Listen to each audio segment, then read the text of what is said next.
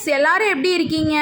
இன்றைக்கி நம்ம சூப்பரான ஹெல்த்தியான ஒரு ஸ்நாக் தாங்க பார்க்க போகிறோம். ஆமாங்க, ராகி உருண்டை கொழுக்கட்டை. இது சின்னவங்கலேருந்து பெரியவங்க வரைக்கும் எல்லாருமே ட்ரை பண்ணலாம். கண்டிப்பாக சூப்பராக இருக்கும். இந்த டம்ளரில் 2.25 டம்ளர் ராகி மாவு எடுத்திருக்கேங்க. இப்போ 350 கிராம்ஸ் வெல்லத்தை இடித்து வச்சுருக்கேன். 2 ஏலக்காய் போதுமானது, அதை எடுத்து வச்சுருக்கேங்க. இப்போ தேங்காய் ஒரு காமுடி கிட்ட, காவோட ஒரு 300 கிராம்ஸ்னு வச்சுக்கலாம், கீரி வச்சுருக்கேன். அதில் ஒரு 15 சின்ன சின்னதாக துண்டுகள் வந்து நான் எடுத்து தனியாக வைக்க போகிறேன். ஏன் அப்படின்னா, அது அந்த உருண்டையோடு சாப்பிடும் போது கடுக்கு முடுக்குன்னு கடிக்கும் போது டேஸ்ட்டாக இருக்குங்க, அதனால் எடுத்துக்கிறேன். மித்தது எல்லாமே நான் மிக்சியில் அப்படியே ஓட்டி எடுத்துக்க போகிறேன். இல்லை உங்களுக்கு கொஞ்சமாக நான் கீரிக்கிறேன், மித்ததெல்லாம் எப்பயும் துருவுறது தான் செய்வேன் அப்படின்னா அது மாதிரி வச்சுக்கலாம் நீங்கள். நான் இந்த மாதிரி 15 துண்டுகளை எடுத்து வச்சுட்டேன். இப்போ இதை வந்து ஓட்டி எடுத்துக்கிட்டேங்க. வரன்னு தண்ணி மட்டும் ஊற்றிடாதீங்க. ஒரு முடிக்கிட்ட இதில் இருக்கும். இப்போது நமக்கு ஒரு குட்டி வானலில் நம்ம எடுத்து வச்சுருந்தோம் இல்லைங்களா வெல்லம், அது எல்லாத்தையும் ஆட் பண்ணிக்க போகிறேன். அடுப்பு ஸ்லோலே வச்சு நான் ஆட் பண்ணிக்கிறேன். உங்களுக்கு நீங்கள் இல்லைங்க எனக்கு அடி பிடிச்சிடும் அப்படின்னா வெளியவே வச்சுட்டு தண்ணி ஆட் பண்ணிட்டு டேரெக்டாக தண்ணியோடே அந்த வானலில் தண்ணி இருக்க மாதிரியே கொண்டு போய் நீங்கள் அடுப்பில் வச்சுக்கலாம். நான் அடுப்பு ஸ்லோவில் தான் வச்சுருக்கேன், ஸோ ப்ராப்ளம் இல்லை. கொஞ்சம் கொஞ்சமாக தான் ஆட் பண்ணிகிட்ருக்கேன். இதில் ஒயிட் சுகர் நம்ம ஆட் பண்ண போகிறது இல்லைங்க, முழுக்க வெல்லத்தை வச்சு தான் செய்ய போகிறோம். உங்கள்கிட்ட நாட்டு சக்கரை இருந்தாலும் நீங்கள் அதில் ட்ரை பண்ணலாம். நான் ராகி மாவு காமிச்சேன் இல்லைங்களா, அதே டம்ளரில் ஒரு 4 டம்ளர் கிட்ட தண்ணி ஆட் பண்ணியிருக்கேன். நல்லா அந்த வெல்லம் கரையிற அளவுக்கு கிண்டிகிட்டே இருங்க. இப்போ கிண்டும் போதே உங்களுக்கு தெரிஞ்சிடும் அதில் மணல் இருக்கா இல்லையான்னு. அந்த மாதிரி கசடெலாம் இருந்துச்சுன்னா நீங்கள் வடிகட்டிட்டு ஆட் பண்ணிக்கோங்க. இல்லை வேணாம் ப்ராப்ளம் இல்லை அப்படின்னா நீங்கள் டேரெக்டாகவே வச்சுக்கலாம். நல்லா அந்த வெல்லம் கரையிற அளவுக்கு கிண்டி விடுங்க. ஆக்சுவலாக இந்த மாதிரி ராகியில் வந்து நிறைய சத்துக்கள்லாம் இருக்குங்க. கொலஸ்ட்ராலை கண்ட்ரோல் பண்ணும், சுகர், அதிகமான கால்சியம் சத்து உள்ளது இந்த ராகி. ஸோ கண்டிப்பாக வீக்லி ஒரு 2 3 எல்லாத்துக்கும் ட்ரை பண்ணி கொடுங்க.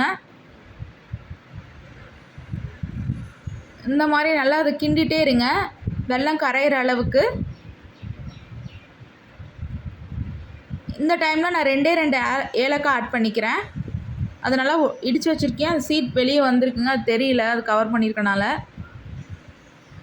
நல்லா இந்த மாதிரி கிண்டிகிட்டே இருங்க. நல்லா அது கொதிக்கும் போது நம்ம ராகி மாவு ஆட் பண்ணோம். ஏன் கொதிக்கும் போது ஆட் பண்ணோம் அப்படின்னா, யூஸ்வலாக நம்ம கொழுக்கட்டை செஞ்சோன்னா அது 2 நாள் அடுத்த நாள் பார்த்திங்கன்னா கெட்டியாகிடும். இப்படி செய்யும் போது நல்லா சாஃப்டாக இருக்கும். நம்ம எடுத்து வச்சுருந்தோம் இல்லைங்களா, அந்த டம்ளரில் 2.25 டம்ளர் ராகி மாவை அது கொதி வந்ததுக்கப்புறம் இந்த மாதிரி ஆட் பண்ணிக்கிறேன். கிண்டிகிட்டே இருங்க. லைட்டாக கொஞ்சம் கொஞ்சமாக கிண்டி விடுங்க, அப்போ தான் கட்டி பிடிக்காது. ஒரு 5 மினிட்ஸ் கழித்து இப்படி இருக்கும். இது கூட ஒரே 1 ஸ்பூன் நெய் ஆட் பண்ணிக்கிறேன். நெய் ஆட் பண்ணிட்டு ஒரு 10 மினிட்ஸ் கிண்டி விட்டே இருந்திங்கன்னா அந்த மாதிரி உருண்டு திரண்டு வந்துடும். இந்த மாதிரி உருண்டையே வந்துருச்சு அப்படின்னாலே அது கரெக்டான பதத்துக்கு வந்துருச்சுன்னு அர்த்தம். ஒரு 10 மினிட்ஸ் இந்த மாதிரி உருட்டிகிட்டே இருங்க. அப்படி கிண்டிகிட்டே இருந்துச்சு அப்படின்னா நல்லா அது ஒன்று கூடிரும். இந்த தான் கரெக்டான பதங்க. இப்போ வந்து நீங்கள் என்ன பண்ணோம் அப்படின்னா, எடுத்து வச்சுருந்தீங்க இல்லைங்களா தேங்காய், கீர்னது துருவுனது 2யுமே ஆட் பண்ணிக்கோங்க. 2யுமே ஆட் பண்ணிவிட்டு ஒரு 2 மினிட்ஸ் கிண்டி விட்டு அடுப்பை ஆஃப் பண்ணிவிடுங்க. எதுக்கு அப்படின்னா அது ஆறணும், அப்போ தான் நம்ம உருண்டை பிடிக்க முடியும், அதுக்காகிங்க. இப்போ இட்லி தட்டில் நான் நெய் தடவிக்கிட்டேன். உங்கள்கிட்ட எண்ணெய் இருந்தாலும் எண்ணெய் தடவிக்கலாம். இதில் நான் துணி வச்சு தான் போடுறேன்னா துணியை மட்டும் வச்சுக்கலாம், ப்ராப்ளம் இல்லை. இப்போ அந்த சூடு ஆறிடுச்சுங்க. உங்களுக்கு வேணால் தண்ணி பக்கத்துலேயே வச்சு தொட்டு கூட உருண்டை பிடிச்சிக்கலாம். சாஃப்டாக அந்த உருண்டையை பிடிச்சிக்கோங்க, கெட்டியாலாம் பிடிக்க வேண்டாம். சாஃப்டாக எத்தனை உருண்டை வருதோ நான் அத்தனையை பிடிச்சிக்கிறேன். எல்லாத்தையுமே இட்லி பாத்திரத்தில் இட்லி தட்டில் எல்லாத்தையும் எடுத்து வச்சுக்கிறேன் உருண்டை பிடிச்சி. பாருங்கள், பார்க்குறதுக்கே அழகாக இருக்குது. சின்ன பிள்ளைங்களாம் இருந்து இதெல்லாம் சாப்பிட மாட்டேன்னு சொன்னால் இதான் குலோப் ஜாமுன்னு சொல்லி கொடுத்து பழகிருங்க. அப்போ ஆட்டோமேட்டிக்காக அவங்க ஈஸியாக சாப்பிட்ருவாங்க. பழக்கப்பட்டுட்டாங்கன்னா கண்டிப்பாக அதை அவாய்ட் பண்ண மாட்டாங்க. இப்போ 2 தட்டுலேயுமே நான் வந்து உருண்டை பிடிச்சி வச்சுக்கிட்டேங்க.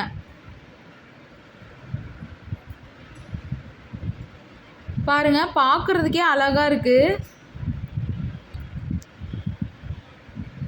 இது கூட நட்ஸ் ஏதாவது வேணுனாலும் நீங்கள் இப்போ ஃபைனலாக அப்படி உருண்டை பிடிக்கும் போது நட்ஸ் ஏதாவது ஒரு ஓட்டிட்டு கட் பண்ணிட்டோ ஆட் பண்ணிக்கலாம், எல்லாத்துக்கும் பிடிக்கும். நான் நட்ஸ் எதுவும் ஆட் பண்ணலை, ஜஸ்ட்டு இந்த உருண்டையை மட்டும் பிடிச்சி வச்சுருக்கேன். எப்பயும் இட்லி எப்படி ஊற்றுவீங்களோ அதே மாதிரி தண்ணியை ஊற்றிட்டு மேலே இட்லி தட்டு வச்சுருக்கோம் இல்லைங்களா பால்ஸ் போட்டு, அதையும் இப்போ தட்டை ஆட் பண்ணிக்கிறேன். தட்டை வந்து இந்த மாதிரி வச்சுட்டு இட்லி மூடியே வச்சு மூடிடுங்க. கரெக்டாக இதோட அளவு பார்த்தீங்கன்னா 15 மினிட்ஸுங்க. அதுக்கு மேலே போக வேணால் ஒரு 12 மினிட்ஸ் ஆஃப் பண்ணுறனால ஆஃப் பண்ணிக்கலாம். கரெக்டாக அது வெந்திருக்கும் இந்த சைஸில் பிடிச்சிருந்தீங்கன்னா. அதனால் கரெக்டாக மூடிட்டு ஒரு 15 மினிட்ஸ் கழித்து எடுத்து பார்க்கணும் நீங்கள். இப்போ நான் அதை மூடிட்டேன். கரெக்டாக டைம் வச்சுக்கோங்க. நான் 15 மினிட்ஸ் கழித்து எடுக்கிறேன் பாருங்கள். நல்லா ஆவி பறக்க சூப்பராக ராகி உருண்டை கொழுக்கட்டை ரெடிங்க. நல்லா அது அப்படி அமுத்துறீங்க, சாஃப்டாக சூப்பராக இருக்கும். ஃப்ரெண்ட்ஸ் எல்லோரும் வீடியோ பார்க்குறீங்க, ஒரு சப்ஸ்கிரைப் பண்ணிவிட்டு பாருங்கள், கமெண்ட் பண்ணுங்கள், ட்ரை பண்ணுங்கள், ஷேர் பண்ணுங்கள். தேங்க்யூ.